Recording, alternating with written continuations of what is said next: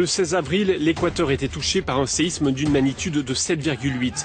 Bilan, près de 700 morts, plus de 4000 blessés. Aujourd'hui, 30 000 personnes vivent dans des abris de fortune. Au total, 2 millions de personnes ont été touchées.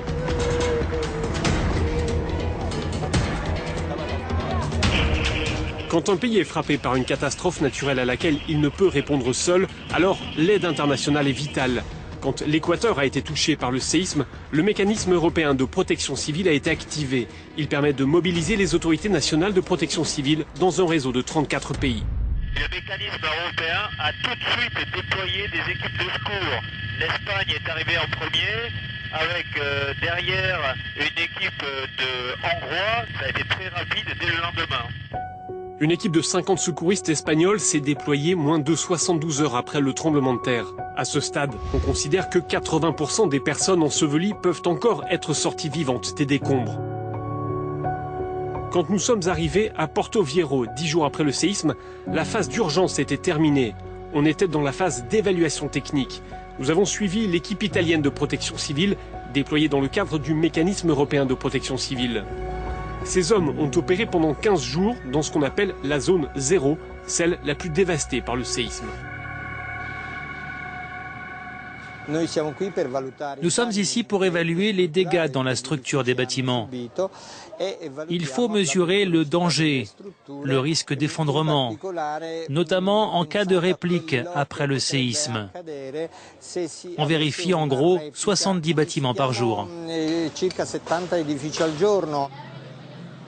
Environ 500 bâtiments ont été inspectés à Porto Viejo. La plupart ont été classés jaune ou rouge, ce qui veut dire soit sérieusement endommagés, soit condamnés à la destruction.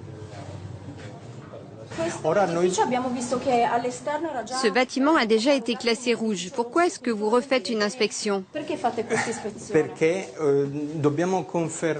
On doit confirmer la première évaluation qui a été faite et arrêter une décision, savoir s'il faut ou non démolir ce bâtiment. Verdict, cette maison doit être démolie comme plusieurs autres dans le quartier. Le plus dur, c'est de le dire à la famille propriétaire des lieux. Ma mère vivait de la rente de cette maison. Nous, aujourd'hui, on n'a plus d'argent pour reconstruire tout ça. Comment est-ce qu'on va faire? La situation est tout aussi dramatique dans la ville de Manta. Ses habitants ont été autorisés à retourner chez eux, mais juste pour récupérer leurs affaires avant que les maisons ne soient démolies. Je ne sais pas ce qu'on va devenir. Ce quartier était super. C'était le meilleur quartier de la ville. Ici, c'était le marché. À Porto Viejo, nous avons pu nous rendre auprès du centre de coordination qui supervise l'action des différentes équipes européennes déployées sur le terrain. Toutes les informations relatives au séisme sont centralisées ici. C'est ici qu'on planifie les actions à mener et qu'on décide quelles équipes sont à déployer. L'équipe de coordination est composée de 9 experts venus de 8 pays différents.